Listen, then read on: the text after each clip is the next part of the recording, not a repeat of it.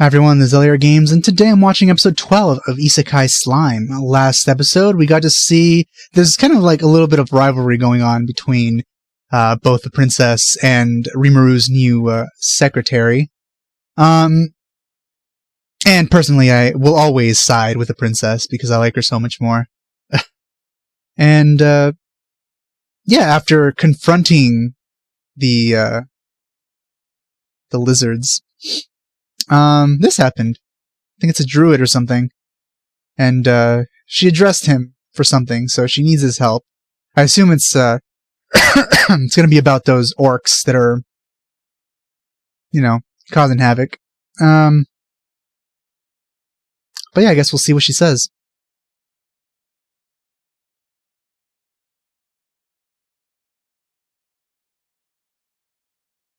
You are not forgiven.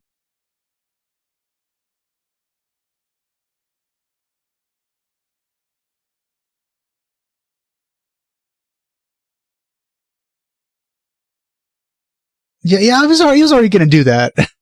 Like, even if, nobody suggested anything. Yeah. Also, I think, people have said that this opening kind of, I keep forgetting to mention this, but people say this opening kind of spoils things that, isn't even gonna be covered in the anime. So, for the novel. So, I'm thinking that I'm just not even gonna watch the opening during the time I watch this anime. And considering that I'm going to watch I'm going to read the novels at some point, I'm thinking that after I read them and catch up to them, I think they're also over. I'll then go back and watch the opening because then nothing will be spoiled for me. And I still get to react to the opening. So, I think that's a good compromise there. Because, as always, I think that experiencing things blind is always the best way to go. So, that's what I'm gonna do. And now I'll just skip the opening, like always. I think that's still the opening, and I'm looking at I usually look at the scan bar, instead of looking at the opening, just in case I actually accidentally see something that I don't want to. So I think this is the beginning. Alright, it is. The gears spin out of control.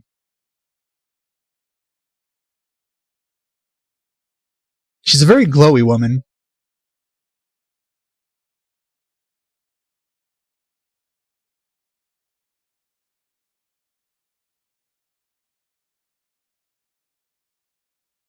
Well, I mean, it is a request that she's making, but at the same time, we all knew it was going to go this way since the beginning.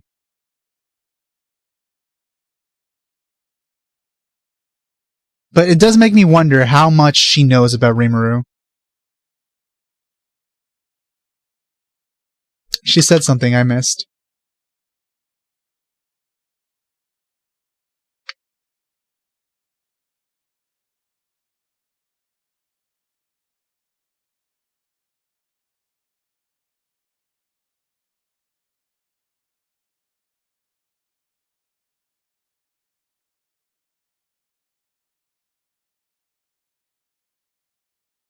And strong he is.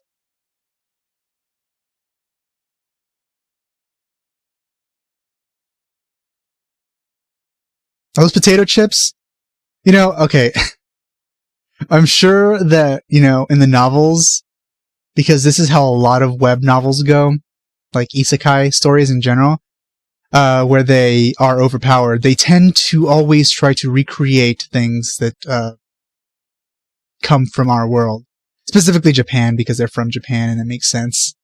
But it seems that maybe the anime kind of skipped over some food-related cooking stuff, like him probably trying to recreate potato chips or something, which, you know, I'm not going to complain about because that's usually a very samey part of isekai novels that I think is fine just skipping over because you're not really missing out.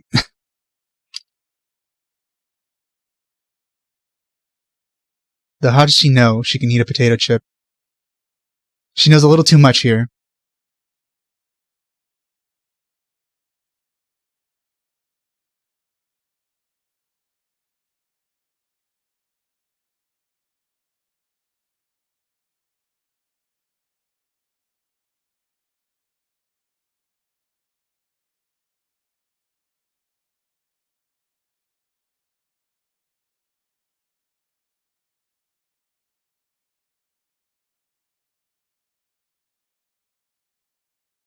Oh no.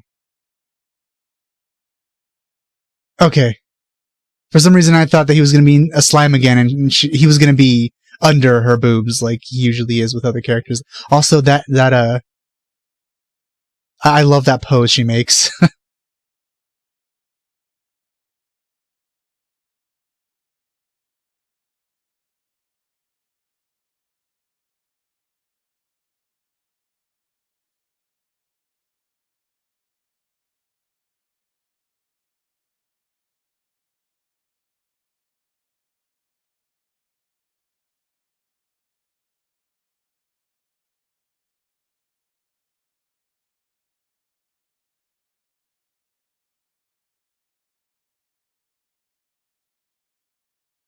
Hmm.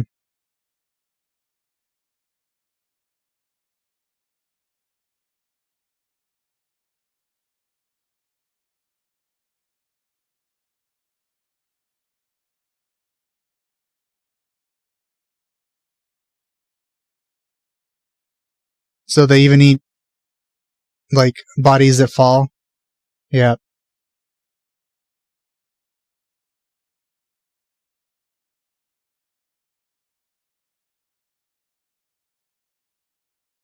That's an interesting concept. You usually don't see that. And she says something about his skill. It's quite similar to your predator skill. I was thinking about that earlier. I was going to compare it, but I didn't.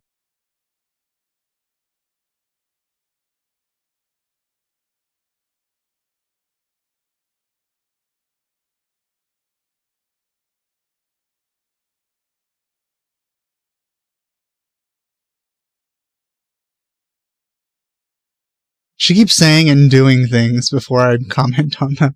I was about to say, aren't you going to drink your tea? And then she drinks it.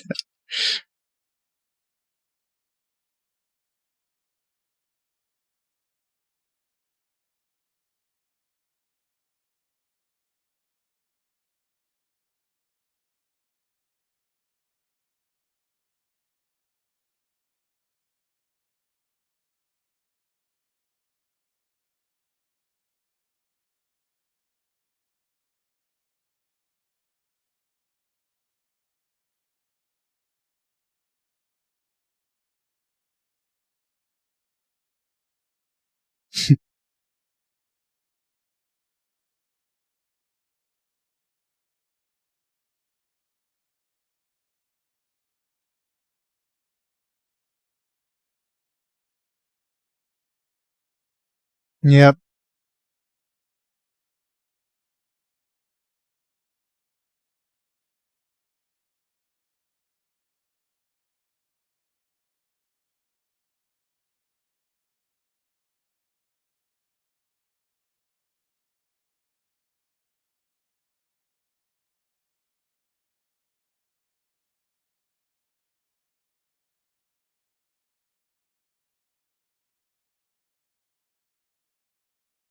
I do kind of want to, like, point of view sort of chapter, probably in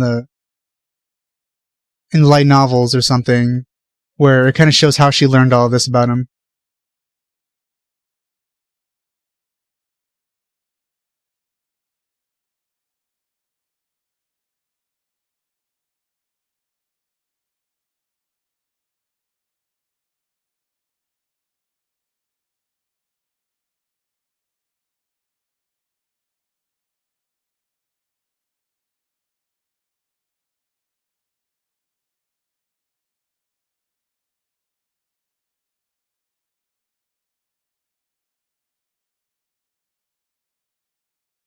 Oh, yeah.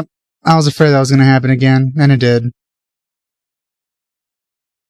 Let the princess carry you instead.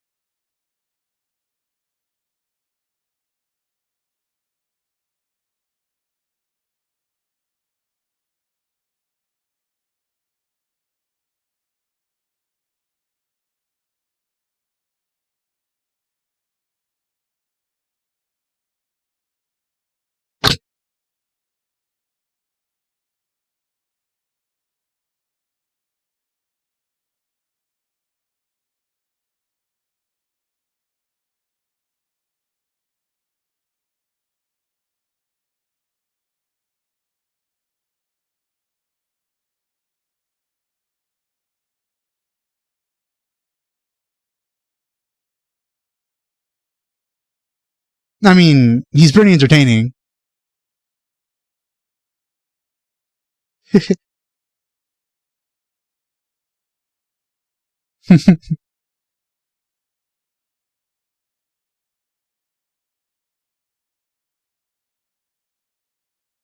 Of course, his people actually like him, so it's not like he's probably that bad. He's just dumb. Look at him. He actually cares about his people.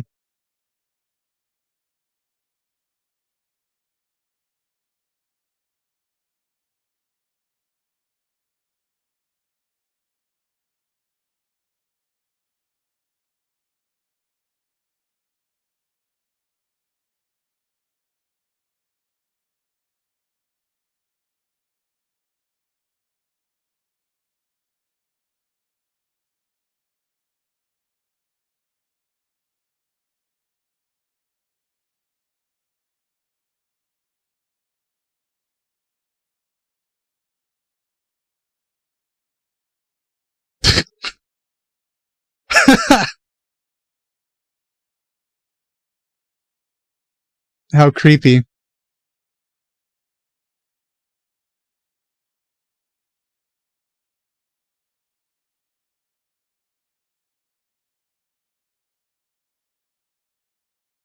Hmm.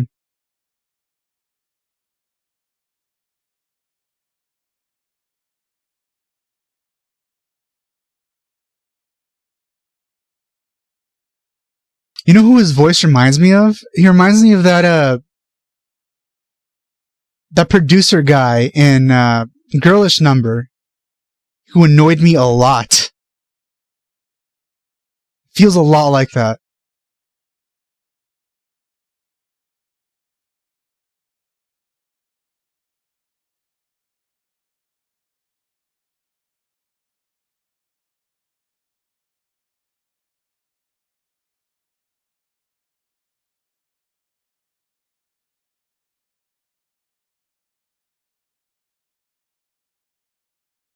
So they're pretty much pawns in this whole thing.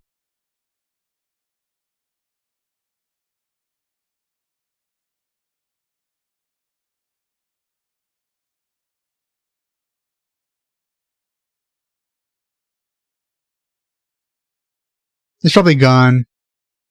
Oh no, he's not.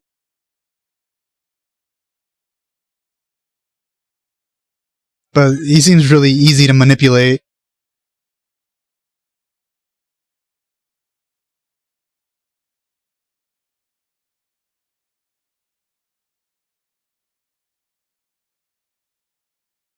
I mean, it was easy to see that he wasn't a good guy.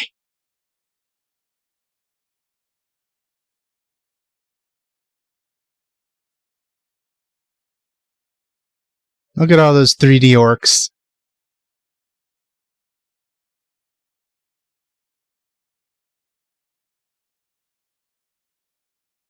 They do progress, like, very slowly in terms of distance.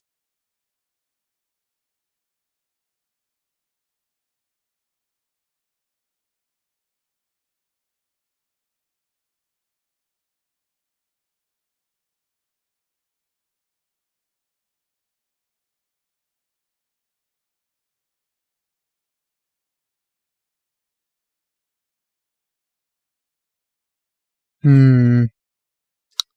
Kind of getting, like, I hope it doesn't, like, he's easy to trick, but I hope, like, he doesn't do something that would be bad.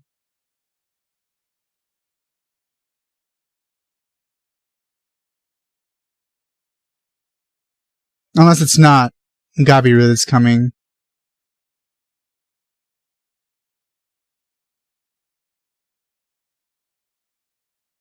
Considering how they're speaking, then it's probably not. Oh. Okay.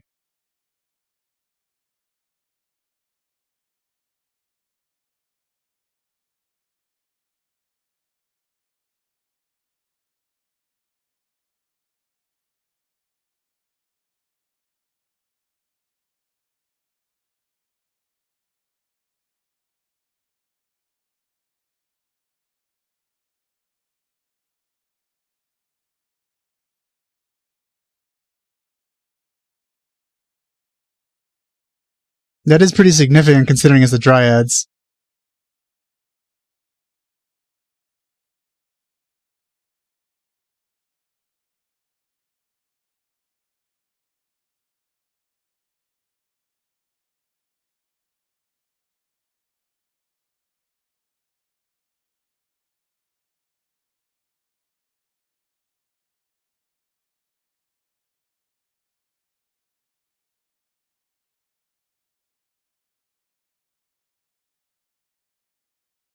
Yeah. Oh, I thought he cut off his neck.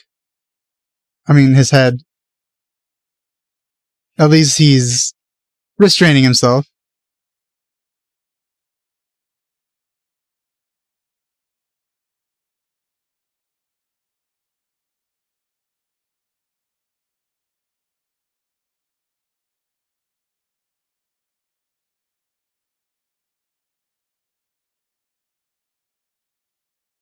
Yeah, that's what I thought he did initially.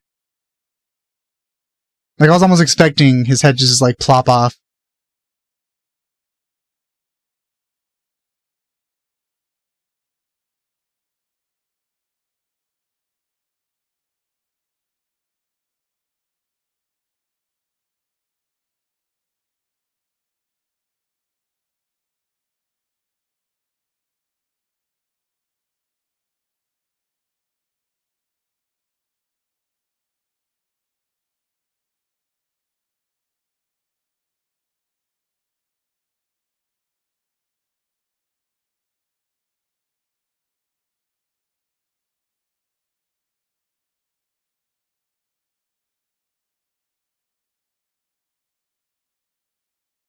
I kind of forgot if this old lizard had a name. So if he gives him a name, then he'll probably have a similar transformation to the old guy in the old goblin in the village.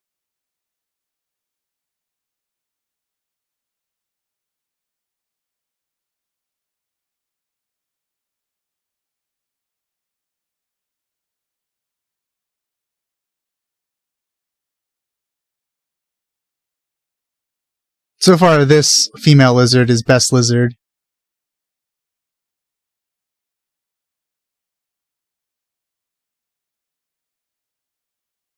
So I guess now we're gonna have some sort of conflict between, most of them here. They kind of follow the chieftain and Gabiru's men, which is kind of unfortunate because it doesn't seem to me like Gabiru is like a bad guy. He's just really dumb and easily manipulated. Which means it's probably best for him not to be leading. But at the same time, it makes me feel sorry for him as well.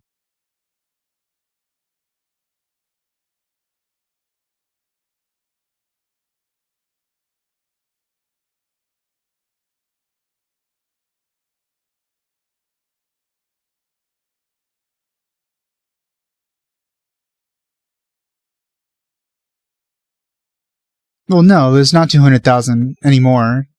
There's at least, 199, 99... Wait. I'm bad with numbers, okay? Don't judge me too much. There's 200,000 minus 1.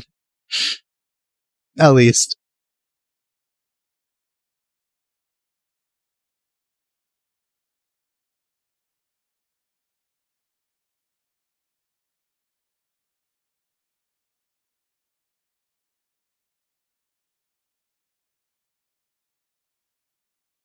I wonder if he's gonna, how he's gonna take the news of them allying with, Rimuru.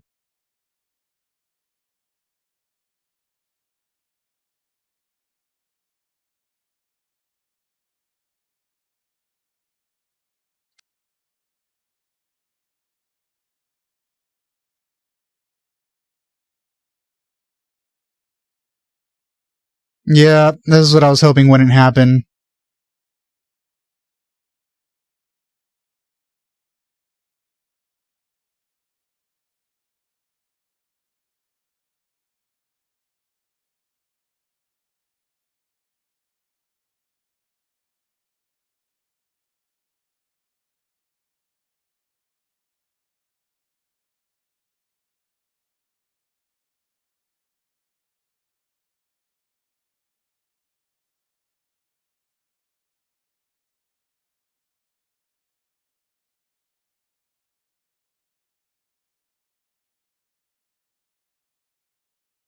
Oh.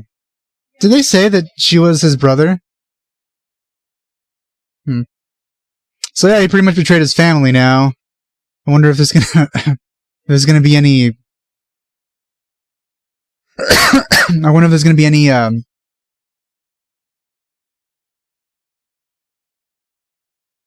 Shit, I can't think of the word.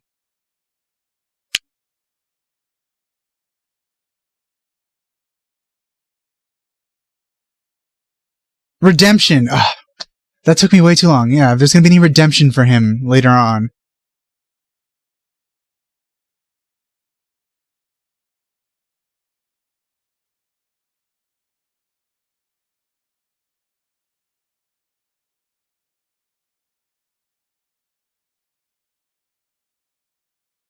Like, I still think there's hope for him because he didn't actually harm his family. But at the same time, it's pretty bad that he turned on them in the first place. And of course, it was because he actually thought that he was doing the right thing at the same time. So it's a very complex situation here.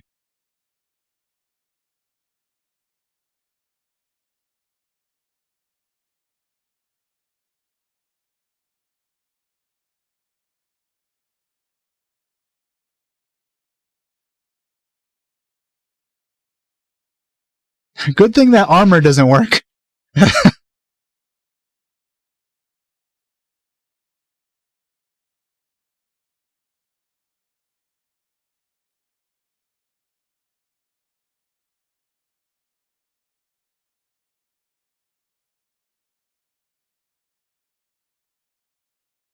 Do they grow in power also when they do the cannibalism thing?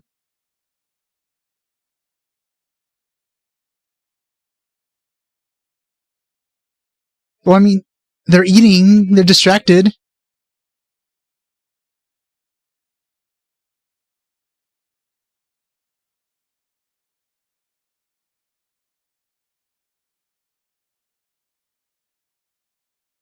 Seems they did get kind of powered up there. So I guess eventually, now that I'm thinking about it, maybe like eventually, as this army progresses, they're gonna shrink in numbers, but grow in strength at the same time. So I'm thinking that eventually it's just gonna be like the Orc Lord eating the result of all of that. Like, it'll keep consuming into itself until it starts forming like a really powerful creature that the Orc Lord eats, and then gains the power of like 200,000 orc units at once, and probably multiplied too. Because if it was just the power of an army, it would be the same thing as having an army, except just more mobile. But I'm pretty sure that maybe like the amount of power that they get is at least like a percentage higher than just like not doing it. So maybe like an orc eating another orc isn't the power of 2 orcs, it's like the power of 1.1 orcs or something, and eventually it'll like snowball into something. Maybe that's my theory so far now. But yeah, this is a really good episode. I like seeing that like other kind of cultures and groups are having big impacts because of everything that's going on, and that Rimuru has like a big hand in everything that's playing, which is interesting. But once again, I do want to know how the druids figured all this out. Like, were they just watching the village? Or can they like see things? Not really sure. But yeah, that's all I have for this episode. So thanks for watching, and I'll see you guys next time.